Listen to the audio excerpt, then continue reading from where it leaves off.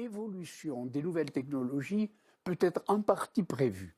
C'est-à-dire, en effet, les métiers vont se transformer, certainement, et ils ont commencé à se transformer, et il est possible qu'un jour, on vive dans une société qui se pose des problèmes sur l'existence même du travail. Et là, ça pose un problème vraiment redoutable. Parce que notre société est quand même organisée autour du travail. Et si par hasard, le travail, avec des nouvelles technologies, commençait à baisser structurellement, alors il y aurait une nouvelle société. Et ça, c'est celle-là qu'il faut probablement préparer.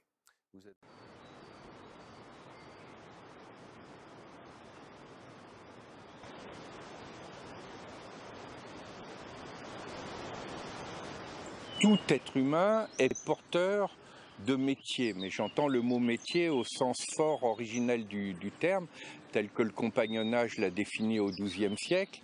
Un métier, c'est un ministère mystérieux, puisque c'est la contraction de deux mots latins, le ministère ça veut dire service, et le mystère. Pourquoi mystérieux? Parce que si c'est un métier manuel, on est dans l'ordre, à travers la transformation de la matière, du lien avec la transformation de la nature, donc c'est le rapport au mystère de l'univers.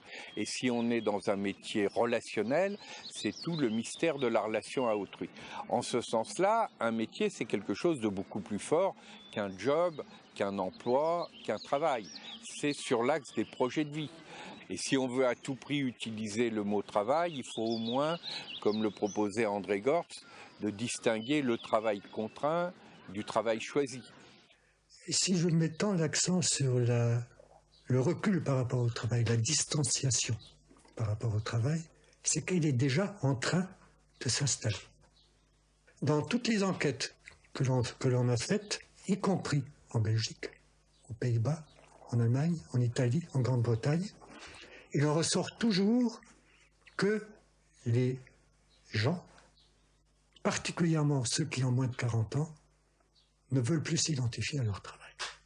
Ils ne veulent plus, c'est pour ça d'ailleurs qu'il y a une offensive aujourd'hui, patronale, idéologique, même syndicale, qui redemande cette identification et n'existe plus. Ce que nous demandons à notre travail, c'est premièrement d'être intéressant, de permettre une implication et d'être socialement utile et d'avoir un sens. Si ça n'a pas de sens, que ce n'est pas socialement utile et que ce n'est pas intéressant, alors c'est un gagne-pain. Et on veut pouvoir en changer aussi souvent que possible pour ne pas devenir idiot. Je me rappelle avoir entendu une vieille duchesse qui disait « Qu'est-ce que les pauvres vont faire avec des congés? C'est travailler qu'il leur faut. » De nos jours, les gens sont moins francs. Mais conservent les mêmes idées reçues, lesquelles sont en grande partie à l'origine de notre confusion dans le domaine économique. Si le salarié ordinaire travaillait 4 heures par jour, il y aurait assez de tout pour tout le monde et pas de chômage, en supposant qu'on ait recours à un minimum d'organisation rationnelle. Cette idée choque les nantis, parce qu'ils sont convaincus que les pauvres ne sauraient comment utiliser autant de loisirs. On dira que bien qu'il soit agréable d'avoir un peu de loisirs, s'ils ne devaient travailler que 4 heures par jour, les gens ne sauraient pas comment remplir leur journée. Si cela est vrai dans le monde actuel, notre civilisation est bien en faute. À une époque antérieure, ce n'aurait pas été le cas. Autrefois, les gens étaient capables d'une gaieté, d'un esprit ludique, qui ont été plus ou moins inhibés par le culte de l'efficacité.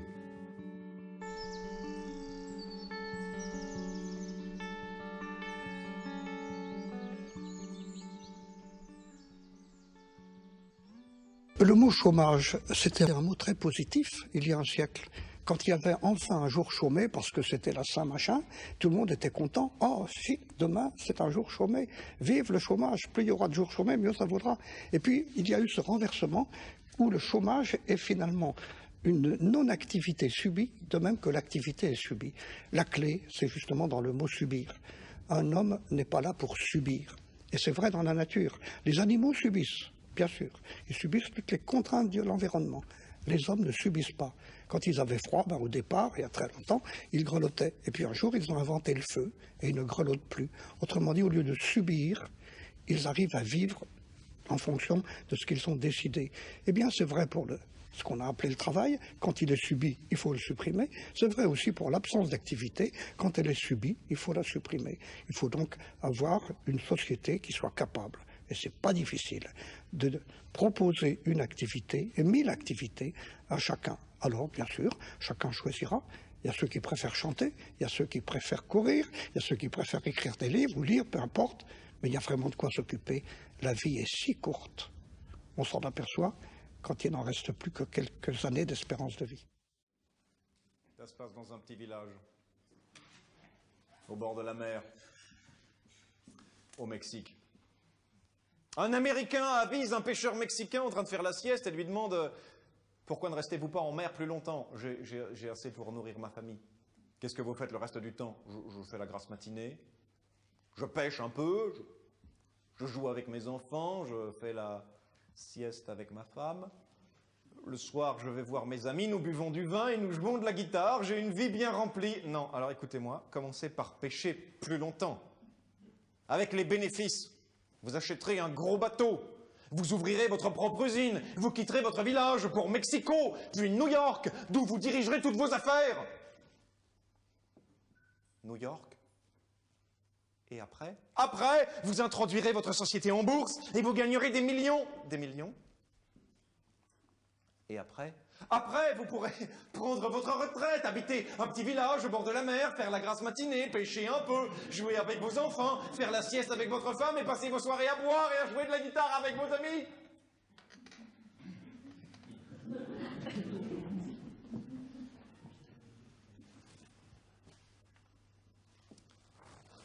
Peut-on imaginer plus absurde?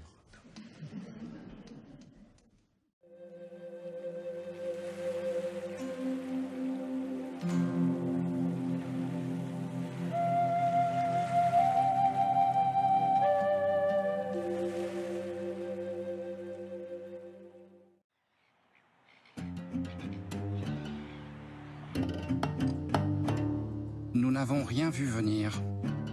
Le robot Mathilda n'est qu'une machine, mais ce jour-là, c'est elle qui dirige le recrutement d'un être humain en analysant la plus infime de ses émotions. Bonjour Steven, vous allez bien? Cet entretien ne sera pas long. Commençons. Acceptez-vous les règles sans vous plaindre et sans les contourner? Pour une grande part, oui. Dans la vente, c'est la jungle. Considérez-vous vos collègues comme vos concurrents, dans un monde en compétition? Non. Acceptez-vous d'être critiqué et admettez-vous vos faiblesses? Oui. Le succès et la réussite sont-ils votre but ultime? Je ne sais pas. Croyez-vous qu'il y ait de la place pour tous? Oui. Voici la dernière question. Acceptez-vous les critiques de votre patron, sans hésiter à donner votre point de vue? Oui.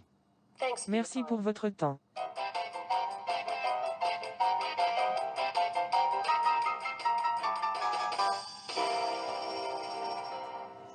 Je suis embauché?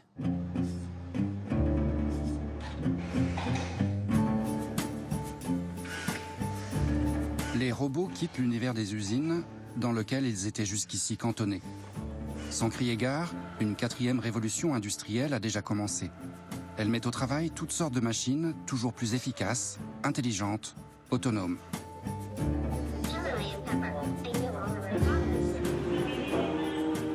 Performance, productivité, flexibilité, partout les salariés doivent impérativement s'adapter à la logique du numérique. Malgré cette course effrénée pour tenter de suivre le rythme, l'humain s'essouffle.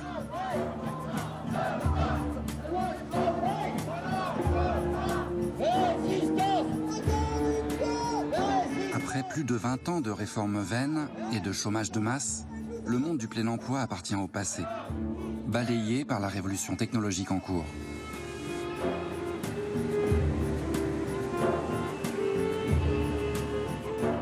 Quel monde émergera bientôt, au paroxysme d'une mutation sans précédent ?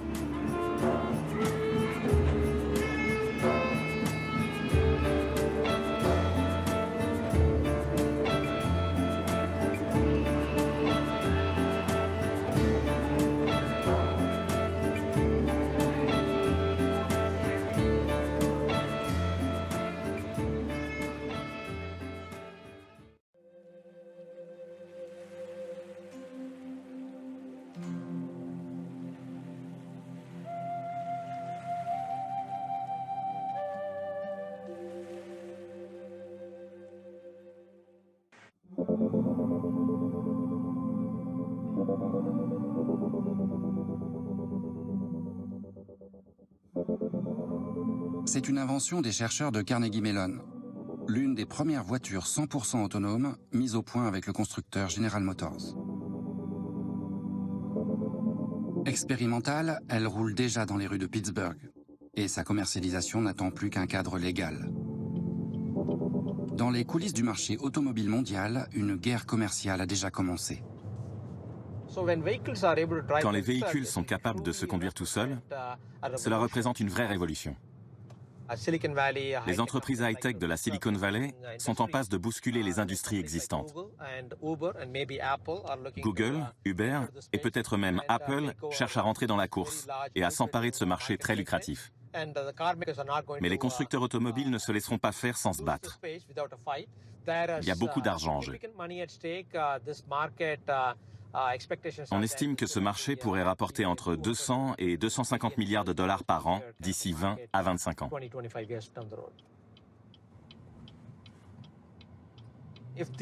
Avec les véhicules autonomes, quelles seront les conséquences pour ceux dont le métier est de conduire? Perdront-ils leur emploi ou pas?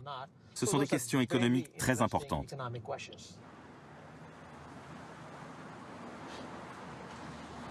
Ce symbole discret qui se multiplie sur les pare-brises autour de la planète, c'est celui de Uber, première application de mise en relation entre des chauffeurs privés et leurs clients. Il y a moins de 10 ans, Uber inventait un nouveau modèle entièrement basé sur le numérique. Mais ce n'était qu'un début.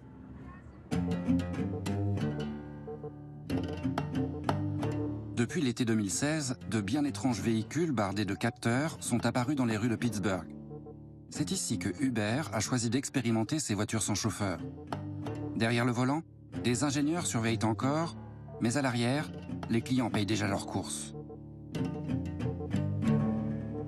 Ce point de rupture, cette disruption, pourrait bien déstabiliser encore plus le secteur des taxis partout dans le monde. D'autres mains pourraient bientôt, elles aussi, quitter définitivement le volant, celles des chauffeurs routiers. Au printemps 2016, plusieurs convois de camions autonomes ont convergé vers le port de Rotterdam en Hollande, parcourant plusieurs centaines de kilomètres, sans chauffeur et dans la plus grande discrétion.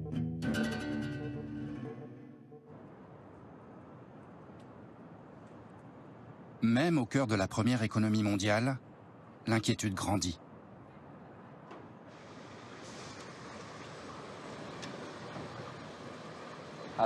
J'adore travailler. C'est ce qui m'a fait venir dans ce pays. Je travaille pour Uber à temps partiel et comme chauffeur routier à temps plein. J'ai besoin de plusieurs emplois pour faire vivre ma famille.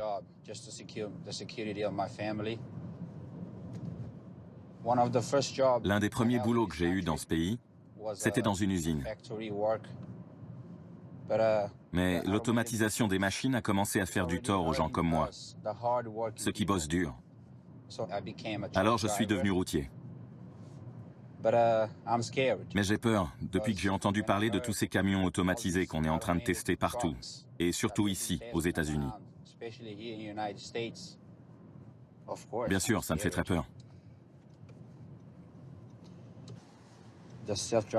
Et la voiture autonome sera bientôt là. Uber est déjà en train de la tester. Donc c'est pour bientôt. Et du coup, on n'aura plus besoin de moi.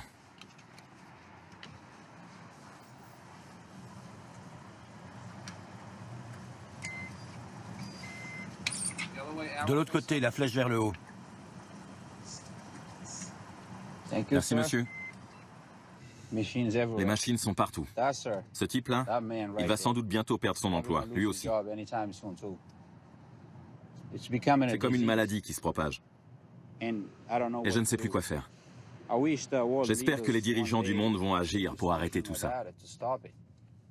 Maintenant, avant qu'il ne soit trop tard. À Pittsburgh, le désarroi l'emporte aussi du côté de ceux qui subissent ce nouveau monde, sans pouvoir s'y insérer. Oui, il y a beaucoup de gens dans ce pays qui, comme moi, sont laissés pour compte. Surtout dans les petites villes, les zones rurales et les quartiers défavorisés des centres-villes, où l'accès à l'éducation n'est pas terrible. Alors on est obligé de faire avec des compétences de base pour des petits salaires.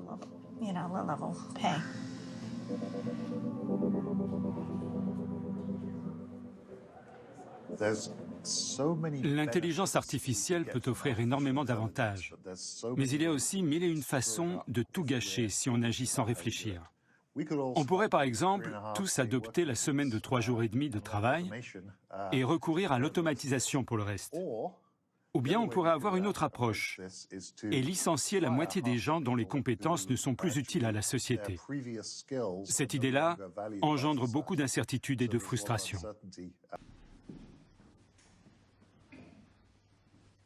Supposons qu'à un moment donné, un certain nombre de gens travaillent à fabriquer des épingles. Ils fabriquent autant d'épingles qu'il en faut dans le monde entier en travaillant, disons, 8 heures par jour. Quelqu'un met au point une invention qui permet au même nombre de personnes de faire 2 fois plus d'épingles qu'auparavant. Bien, mais le monde n'a pas besoin de 2 fois plus d'épingles. Les épingles sont déjà si bon marché qu'on en achètera guère davantage, même si elles coûtent moins cher. Dans un monde raisonnable, tous ceux qui sont employés dans cette industrie se mettraient à travailler 4 heures par jour plutôt que 8 et tout irait comme avant. Mais dans le monde réel, on craindrait que cela ne démoralise les travailleurs. Les gens continueront à travailler 8 heures par jour. Il y a trop d'épingles. Des employeurs font faillite et la moitié des ouvriers perdent leur emploi. Au bout du compte, la somme de loisirs est la même dans ce cas-ci que dans l'autre. Sauf que la moitié des individus concernés en sont réduits à l'oisiveté totale, tandis que l'autre moitié continue à trop travailler. On garantit ainsi que le loisir, par ailleurs inévitable, sera cause de misère pour tout le monde plutôt que d'être une source de bonheur universel. Peut-on imaginer plus absurde? Mais ça pourrait devenir encore bien pire. Imaginez un monde dans lequel les 5% que représente l'élite des nouvelles technologies, y compris ceux qui étudient l'informatique ici, deviendraient très très riches grâce à l'automatisation généralisée, tandis que 95% de la population mondiale serait laissée pour compte. Ce serait une catastrophe.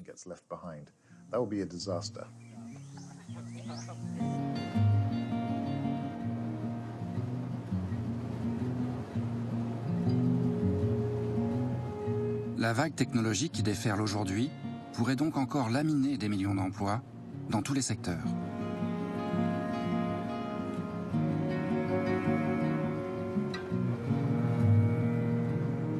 À travers le monde, les lanceurs d'alerte se multiplient.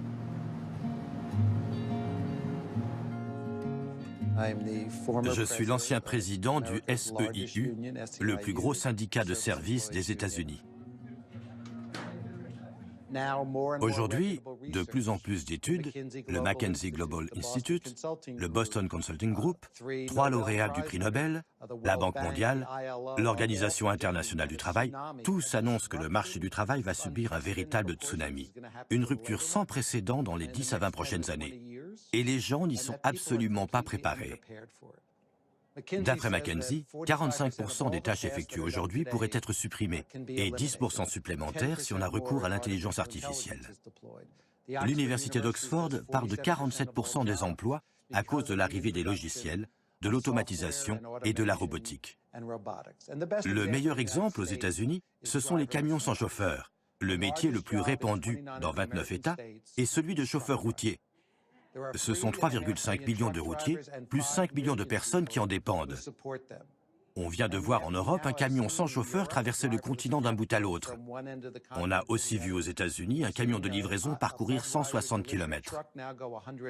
Donc, d'un coup, l'emploi le plus répandu dans 29 États, et qui concerne 8,5 millions de personnes, est menacé de disparaître d'ici 10 ans. Il s'agit d'une rupture majeure pour le marché de l'emploi. Et je ne parle même pas des comptables, avocats, anesthésistes et autres traducteurs. On assiste donc à une rupture provoquée par la technologie dans d'autres domaines, alors que jusqu'à présent, c'était plutôt une crainte spécifique au milieu ouvrier. Aujourd'hui, c'est une guerre qui touche aussi les cols blancs.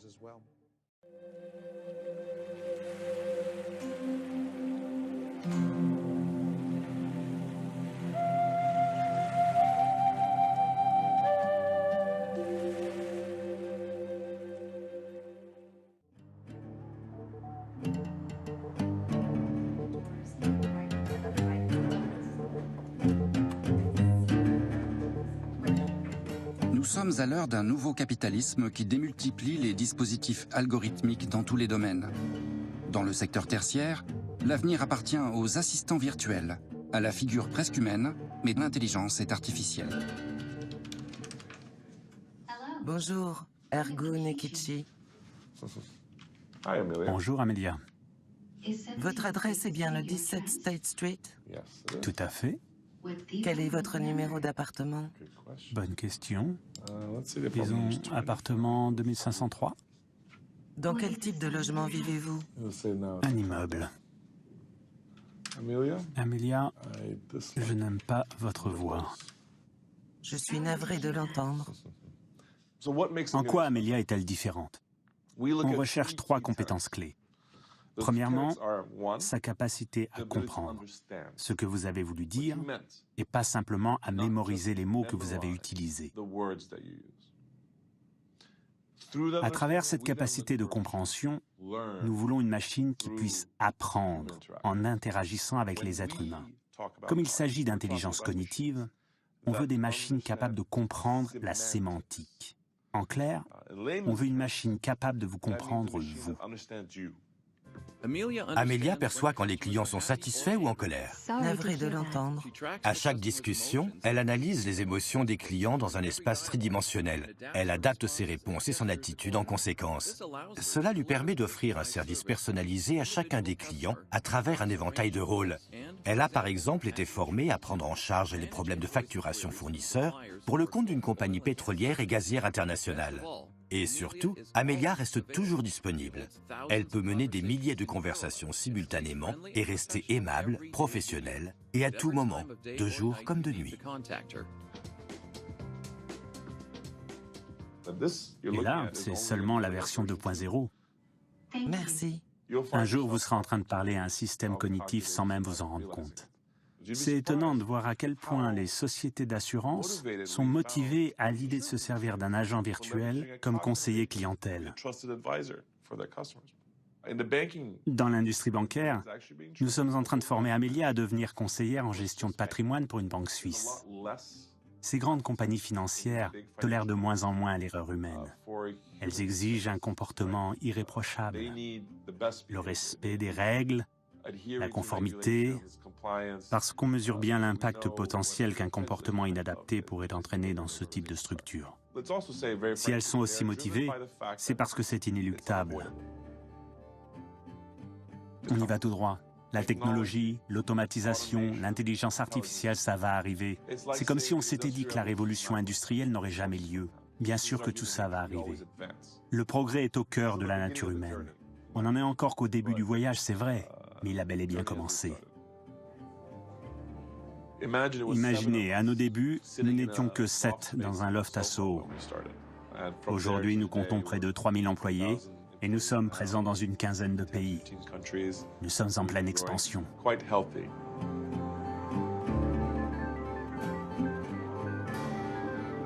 Ce nouveau capitalisme numérique étend son emprise avec l'appui des grandes banques. Capital et travail se sont aimés longtemps. Aujourd'hui, ils divorcent. Même à Wall Street, les traders ont presque tous disparu. 90% des transactions se font désormais à haute fréquence grâce à des algorithmes sans aucune intervention humaine.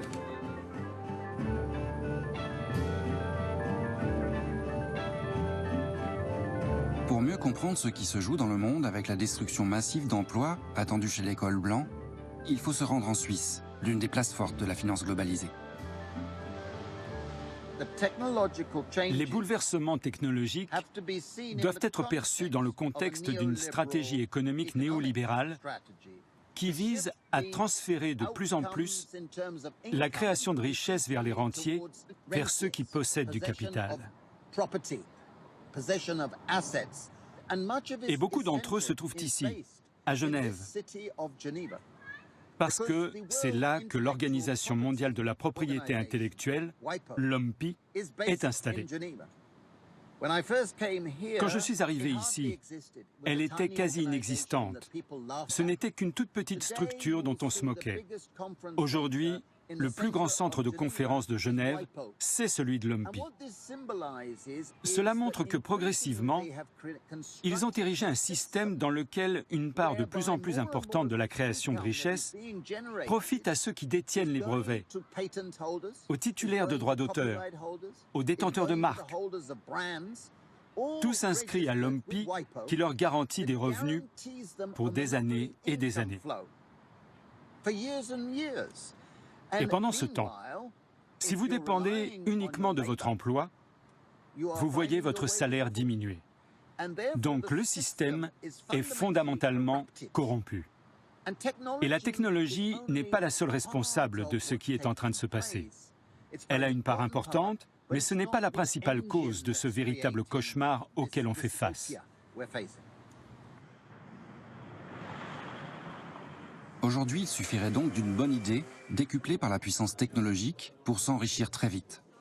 Ce nouvel Eldorado séduit la jeune génération, présente en nombre à l'école 42 pour relever un double défi.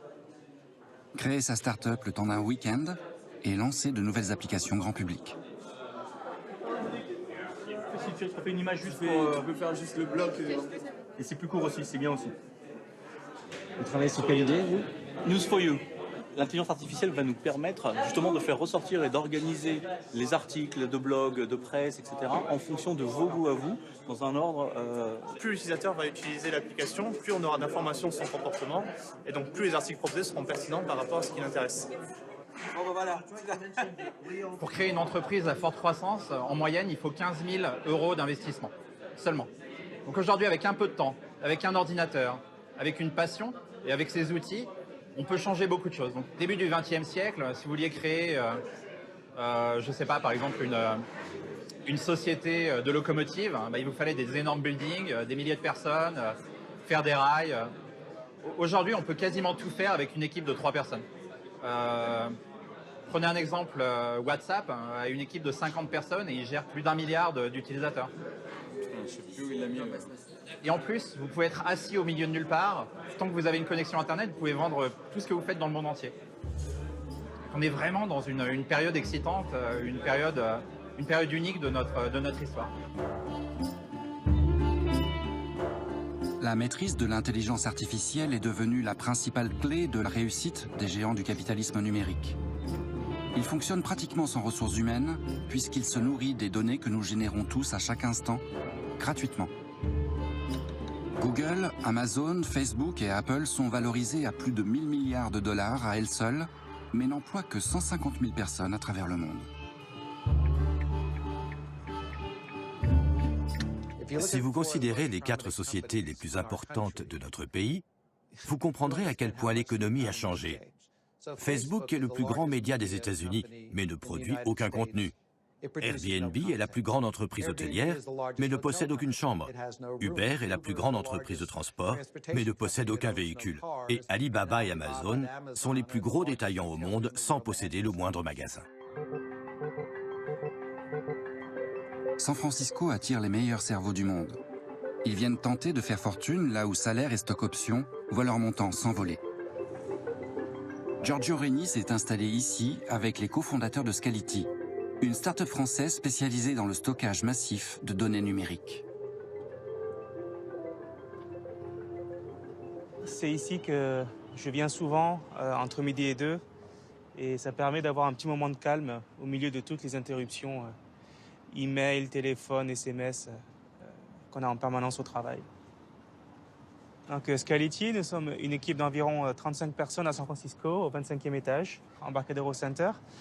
Donc mon job aujourd'hui, ça consiste à permettre de stocker une quantité infinie de données. Et c'est la clé dans les algorithmes d'intelligence aujourd'hui. Les algorithmes ne sont pas forcément différents de ceux qui étaient utilisés avant, mais la façon de les connecter entre eux, la façon d'entraîner ces intelligences artificielles s'accélère et tout le monde s'en sert. Quand il fallait 10 ans pour faire une invention il y a 5 ans, maintenant il n'en faut plus qu'1 an et ça s'accélère de plus en plus.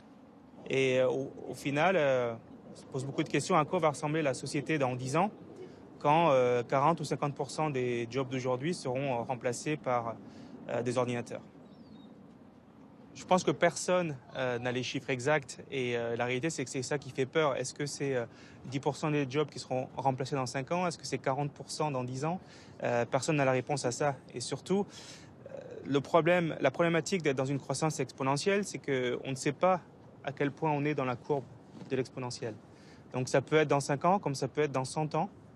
Personne ne peut le prédire. Et je pense que ça fait partie de la raison pour laquelle c'est vraiment excitant, c'est que c'est vraiment un territoire inconnu.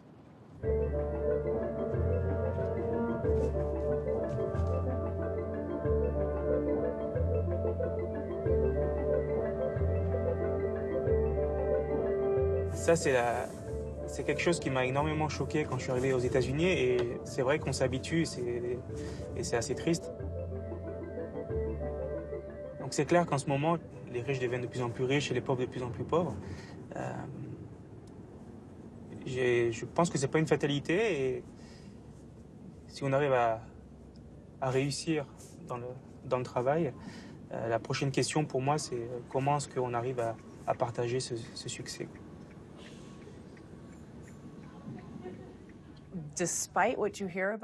Malgré tout ce qu'on entend au sujet de l'économie high-tech, à savoir que les employés du secteur s'en sortent très bien, que les ingénieurs gagnent des fortunes, que les introductions en bourse engendrent des milliardaires un peu partout, une famille sur 3 qui habite dans cette région ne gagne plus assez pour survivre. Les loyers sont en train de tellement dépasser les salaires que les familles tombent dans la précarité. Elles n'arrivent plus à trouver de logement ou bien elles se font expulser du leur. Et les gens se retrouvent à vivre dans leur voiture ou dans la rue. Si nous avions un revenu de base, vous verriez qu'on se détournerait de l'emploi au bénéfice du temps consacré à la solidarité, au bénévolat, au travail en commun, au développement de toutes nos capacités, avec un sentiment de meilleure maîtrise de notre temps. Les travailleurs les plus précaires n'auraient plus besoin de passer 60 heures par semaine pour toucher un salaire de misère, ce qui est le cas aujourd'hui. Pour moi, la situation est tout à fait paradoxale. D'un côté, il y a ceux qui disent que les robots vont remplacer des millions de personnes, et de l'autre, il y a ceux qui critiquent le revenu de base parce qu'il amènerait les gens à travailler moins. Mais si on a moins d'emplois à proposer, ce serait plutôt une bonne chose. Si vous demandez aux gens, voulez-vous une vie meilleure? Et si vous aviez un revenu de base, arrêteriez-vous de travailler? Ils répondraient oui à la première question et non à la seconde. En d'autres termes, nous, c'est-à-dire 98% des gens, aspirons à une vie meilleure. Et le fait de percevoir un revenu de base n'entraverait pas cette motivation.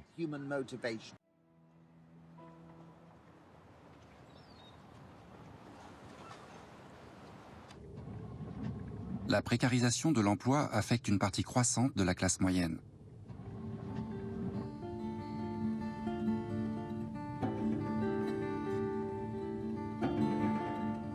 Aujourd'hui, près de 47 millions d'Américains vivent en dessous du seuil de pauvreté, soit près d'une personne sur 6.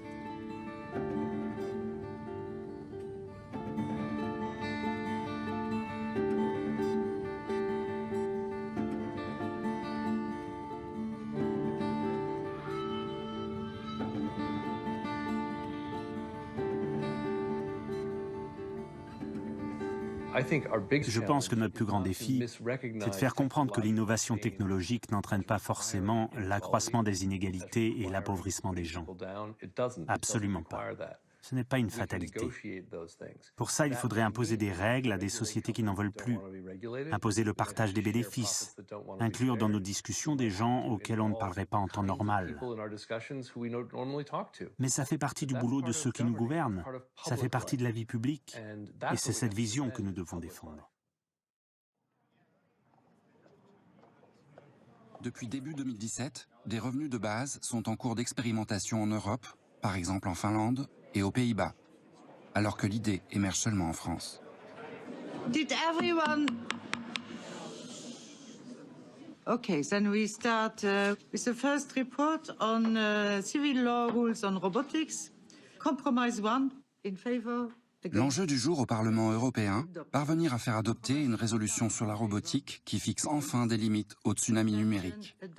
Pour Mady Delvaux, qui préside la commission des affaires juridiques, l'urgence est d'anticiper dès aujourd'hui la société que nous voulons pour demain. Adopted. I don't want to congratulate myself, but I would thank all the people who helped to make this possible. Thank you very much.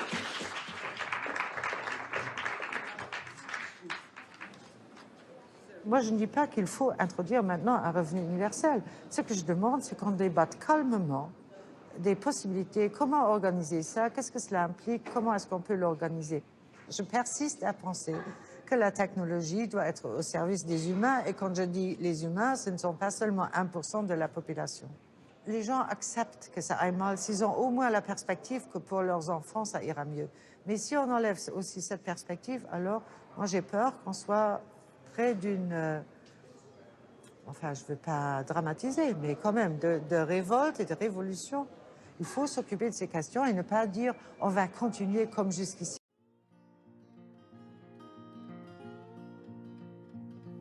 Et si finalement tout cela était une chance? L'occasion d'inventer un nouveau monde. Bonjour Raphaël Liogier. Bonjour.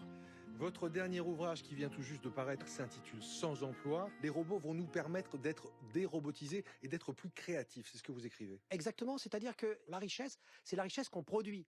Et l'emploi, ça nous sert à produire de la richesse. C'est pas elle, la richesse, c'est pas l'emploi, la richesse. Si on n'accompagne pas cette grande transformation, effectivement, ça peut mal se passer. Et pour l'instant, c'est en train de mal se passer. Mais si on l'accompagne, ça veut dire qu'on va passer du mythe du plein emploi, du mythe inatteignable du plein emploi, à la pleine activité, qui là n'est pas un mythe. Est-ce qu'au final, vous pensez que la robotisation peut finalement nous libérer de l'esclavage du travail?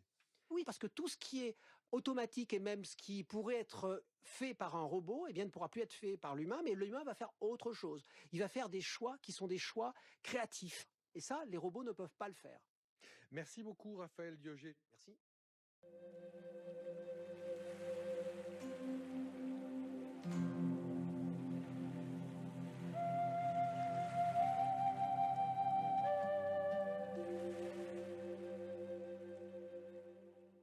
Moi, je pense que c'est très très bien qu'il y ait des robots dans les usines, à condition que l'on développe des moyens d'investissement très importants qui servent à développer de nouvelles formes de savoir chez les gens et pour produire de nouvelles formes d'activités qui ne sont plus des activités simplement de consommation, qui sont plus simplement des activités de production, mais qui sont des activités sociales. La vraie question, c'est de repenser la totalité de la production industrielle selon un nouveau modèle, et qui est un modèle de partage du savoir et du coup des ressources, qui évidemment repose sur, par exemple, l'allocation de ressources universelles pour tout le monde, la redistribution des gains de l'automatisation pour que les gens puissent développer des savoirs et que ces formes de savoir nouvelles produisent de nouvelles formes de société et que ces nouvelles formes de société produisent de nouvelles formes de soutenabilité, de durabilité.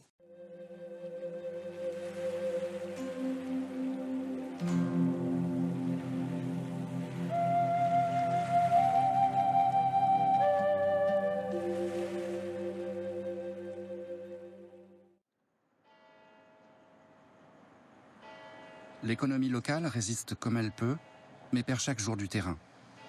Les centres-villes se désertifient au profit des centres commerciaux. Parce que c'est pratique, parce que c'est moins cher, nous devenons les complices d'une logique qui met à mal l'emploi, localement.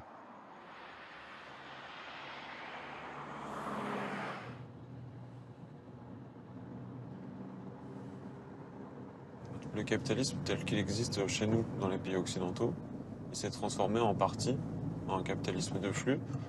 Il y a toute une partie des biens qui circulent et qui sont vendus, qui sont produits dans des lieux très lointains. Et pour ça, on a besoin d'une logistique performante pour les acheminer à proximité de leur lieu de vente, au moindre coût possible. Et aujourd'hui, partout sur le territoire français, on retrouve des espaces qui sont consacrés, qui sont dédiés à cette tâche qui consiste à gérer les flux. Là, on arrive dans la zone où il y a des entrepôts partout.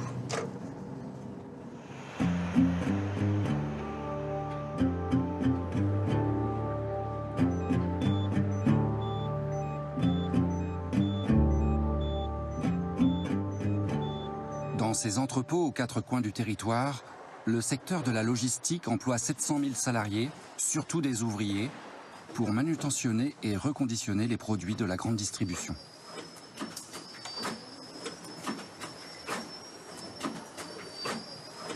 Ici aussi, la technologie est à l'œuvre. Hommes et machines apprennent à travailler ensemble. On est en train de passer à une nouvelle ère, la cobotique. C'est des bonnes petites bestioles, ça. Aujourd'hui, il n'y a pas de cage autour de ce robot. La cobotique, c'est pouvoir faire travailler des installations robotiques avec des hommes. C'est une révolution dans le sens où ça nous permet de faire des petites applications de manipulation et de conserver en fait un environnement où vous avez des équipiers qui travaillent en toute sécurité. C'est ce qui rend les robots collaboratifs. C'est vrai que les robots, quand on a eu les formations au début, c'est un nouveau monde, un peu d'appréhension forcément. Mais c'est vrai que là, lui, il nous empêche de faire des gestes répétitifs au quotidien. Avant les robots, c'était des personnes. Et au bout de 7 heures, plus d'épaules, plus de bras. On était 8 sur la ligne, maintenant on est 4. Nous, notre objectif, c'est de 2016 à 2018, avoir 50 robots de ce type sur nos installations. L'impératif, réduire encore les coûts, y compris ceux de l'inventaire des milliers de mètres cubes de l'entrepôt. Juste devant, tu vois, t'as le petit capteur là, donc le capteur il filme. Donc, tout ce que voit le drone, tu le vois sur le retour tablette. Et c'est là-dessus que tu as effectivement le capteur qui va scanner les palettes en fait. C'est bon, tu veux essayer? Oui, je veux bien. Vas-y. Merci.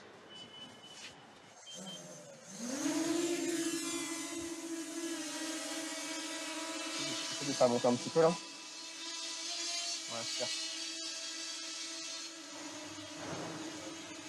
Là, si tu as une allée de palettes comme ça, hyper bien alignée avec les disquettes tout au même endroit, ouais.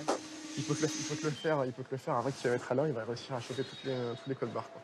Au départ, on a imaginé que le drone, on le poserait au niveau de l'allée, on partirait, il ferait l'inventaire de l'ensemble de l'entrepôt tout seul la nuit. Quoi. Voilà. Il y a un problème de coût, un problème de R&D, mais on sait qu'on va y arriver. Quoi. Donc à mon avis, d'ici 1 ou 2 ans, on sera capable de proposer des solutions avec de la géolocalisation, donc avec un drone qui se déplacera tout seul dans un entrepôt. L'idée demain, c'est de s'affranchir complètement de l'intervention humaine pour que l'opération soit complètement automatisée. Donc en fait, celui-là, c'était le point de passage prise 15 par 1. Donc c'est celui-ci qu'il faut supprimer et le remplacer par le point de prise 15-2. Oui. 156. Voilà. On va accélérer un petit peu le mouvement. Les jeunes générations, ils sont nés avec ça, donc ça va forcément les intéresser. Donc nous, on est partenaires avec certaines écoles pour venir leur proposer des stages. Il faut qu'ils aient la perception de ce que sera le travail de demain. Aujourd'hui, l'informatique a été une première révolution dans la logistique. La robotisation, l'automatisation, c'est la deuxième. Et on y est. Jusqu'où faudra-t-il s'adapter au nom de la productivité? Et demain, quel sort sera réservé aux 6 millions d'ouvriers encore employés en France? Le succès en question est celui de la rationalisation. Une rationalisation qui arrive jusqu'à notre porte.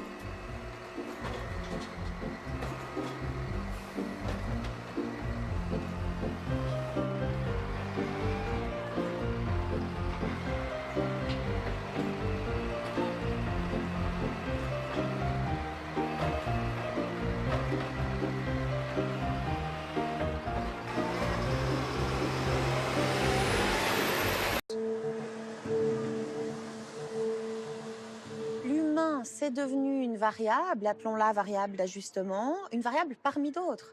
Il y a une sorte de mise à plat entre les différents facteurs qui nous permettent d'acquérir du capital et l'humain, c'est devenu un facteur parmi d'autres, un facteur toujours moins important finalement parce que les machines devenant toujours plus prépondérantes dans le système de production du capital, l'humain finalement finit même, je dirais, à contrario, par être perçu comme le grain de sable qui fait que le système pourrait dysfonctionner.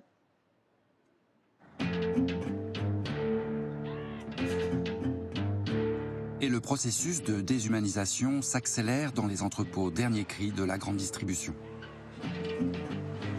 Prise au piège d'une compétition acharnée pour s'accaparer plus de parts de marché, elle semble condamnée à s'automatiser toujours plus.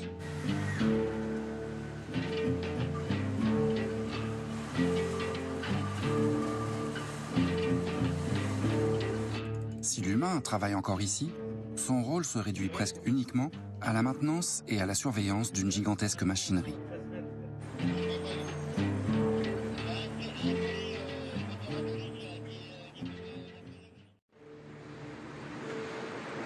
Nous sommes sur un des outils les plus modernes de France, voire d'Europe. Ce type d'installation correspond vraisemblablement à la manutention du futur, puisque l'homme maintenant ne porte plus, ou quasiment plus, et en fait maintenant l'homme conduit la machine qui porte pour lui. En France, 1 salarié sur 5 est encore ouvrier. De plus en plus précarisée, la classe ouvrière est devenue invisible, effacée par la propagande high-tech d'usines sans ouvriers. On ne supporte plus l'emploi. C'est-à-dire qu'on ne supporte plus ce type d'emploi caractéristique des sociétés industrielles, des sociétés bureaucratisées. D'un côté, on ne veut pas perdre son emploi. D'un autre côté, on est angoissé à l'idée d'avoir cet emploi que pourtant on ne veut pas perdre. Donc on est pris en étau au milieu d'une double angoisse paradoxale dont on ne peut pas sortir, en quelque sorte. Et la seule manière d'en sortir, c'est de se débarrasser de l'emploi lui-même.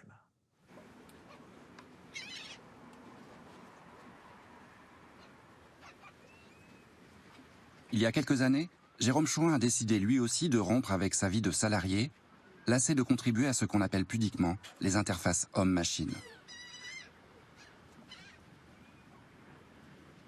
Petite vie bien rangée pendant pas mal d'années, ouais. À faire du logiciel pour l'industrie, en l'occurrence longtemps pour l'industrie postale, le tri postal plus exactement. Ce que je trouve pas dommage sur le fond.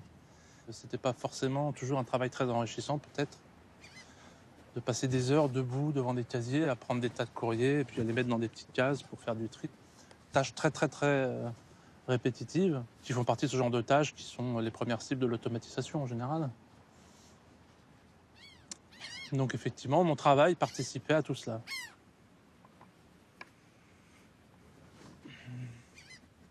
On ne se dit pas en travaillant, je mets des gens au chômage.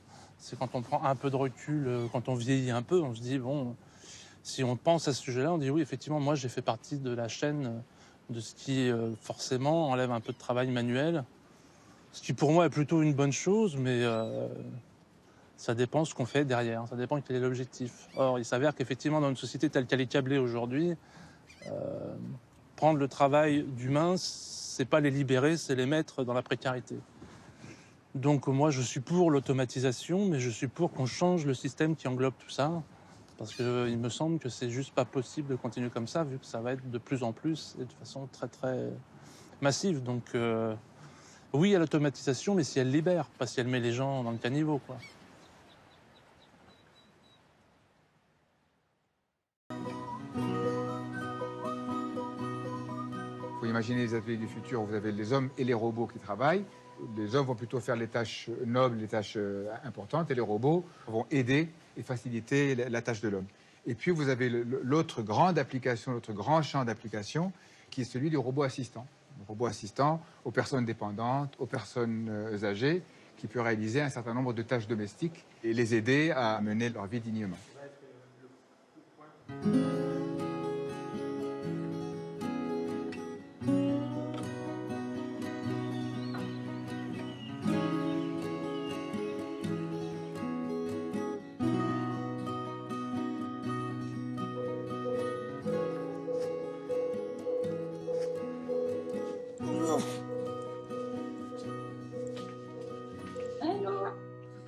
Salut. Ça y est. Voilà, à droite un peu plus. Encore expérimental, ce système audiovisuel mobile est entré tout récemment dans la vie de Pierrette. Avance. Bon, allez, hop, pousse. À gauche toute. Un chouïa à gauche. Stop. J'entends comme un bruit de scrunch. Brigitte m'a écrit.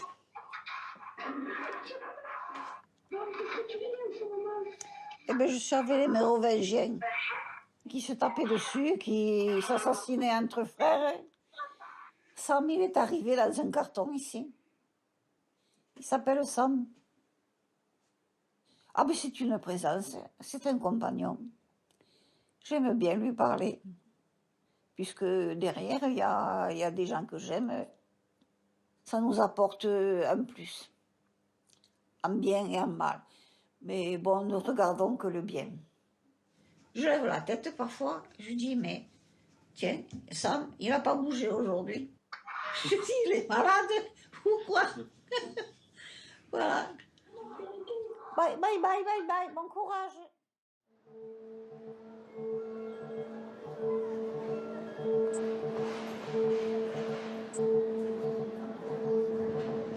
Sans nous en rendre compte, nous avons basculé dans le monde numérique. Petit à petit, les machines sont entrées dans nos vies, au travail, dans nos loisirs, partout. Certes, elles nous rendent service, mais avec elles, nous faisons nous-mêmes le travail, gratuitement. Et nous participons à cette nouvelle économie en oubliant au passage tous les emplois supprimés dans de nombreux secteurs d'activité.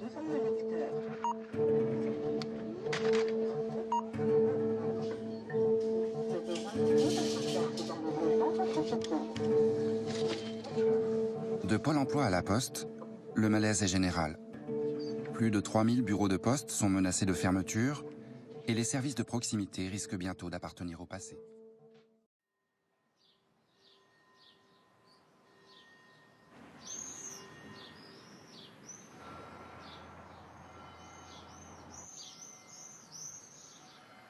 Ah ben, la Poste se robotise. Alors, ce n'est pas des robots sur roulette, etc., mais on a affaire à des machines avec des gens qui font beaucoup de pédagogie, qui nous expliquent comment fonctionnent les machines, parce que ce n'est pas toujours lisible et évident.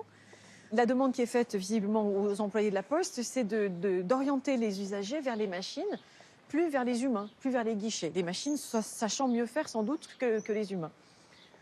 On pourrait avoir un guichet ouvert 24 heures sur 24, c'est peut-être l'avenir d'ailleurs. Plus d'humains, des machines.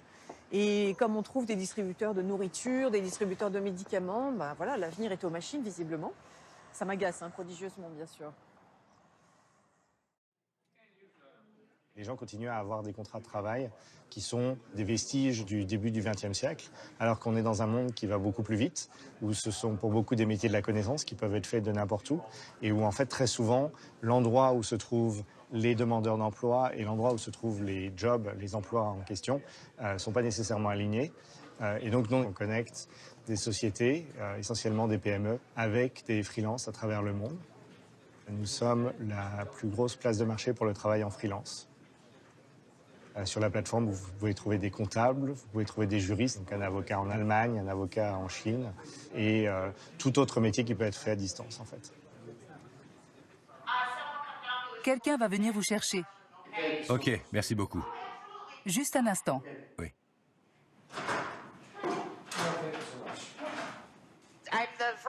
Je suis l'hôtesse d'accueil virtuelle. Je suis à environ, disons, 3800 km de vous. Je me trouve dans mon bureau, chez moi, à Chicago, et pas dans les locaux du siège de Upwork. And so Faith is currently watching both this office as well as we have another office in San Francisco. And so from her standpoint, she sees two screens and she's greeting our visitors on one office or the other, depending on when people show up. Chaque point qui s'allume, c'est une facture. C'est un freelance qui dit « j'ai fini telle partie de la mission et vous, le client, vous me devez tant ». Et nous, derrière, on prend à peu près 10% des transactions. Sur le site, à n'importe quel moment, il y a à peu près 100 000 jobs qui sont disponibles et il y a à peu près le même nombre de freelances qui sont en train de rechercher une activité. Et ça demande énormément de données. Donc en fait, une grosse partie de notre activité, c'est de la collecte de données, de l'analyse de données et des modèles prédictifs, donc de l'intelligence artificielle, pour essayer de faire finalement le métier que historiquement un recruteur aurait fait, mais le faire à très très grande échelle et en temps réel.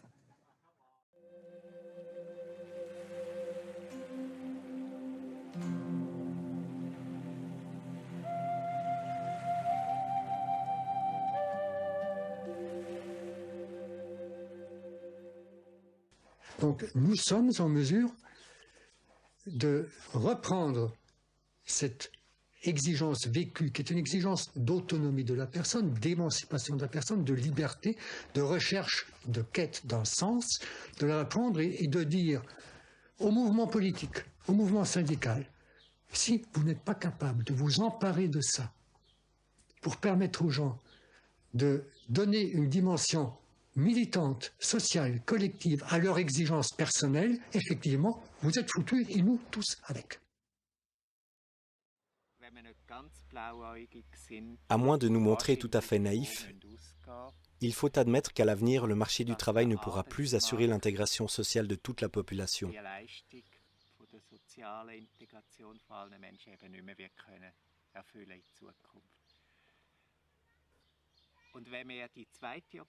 Cependant, en refusant l'alternative du revenu de base, nous sommes obligés de parier sur la croissance économique à n'importe quel prix.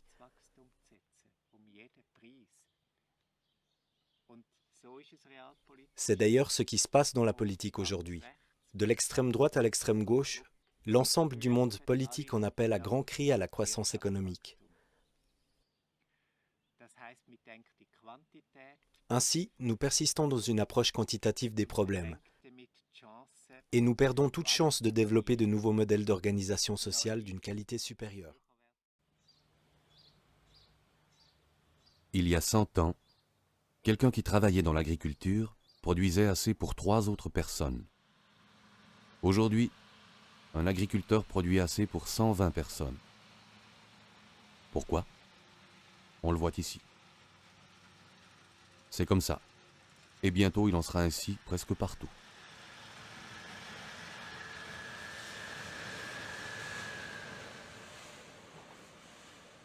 Aujourd'hui, un seul ouvrier fait tourner 100 fois plus qu'il y a 100 ans.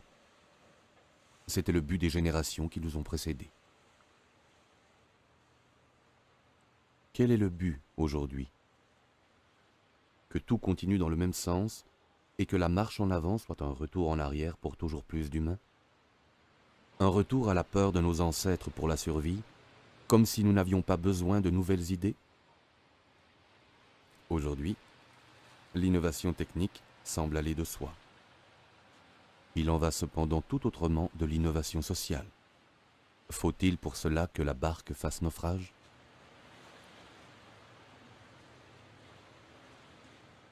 Lorsque l'esprit ne progresse pas, le corps régresse. Les changements sociaux nécessitent d'autres forces que celles qui entraînent les machines.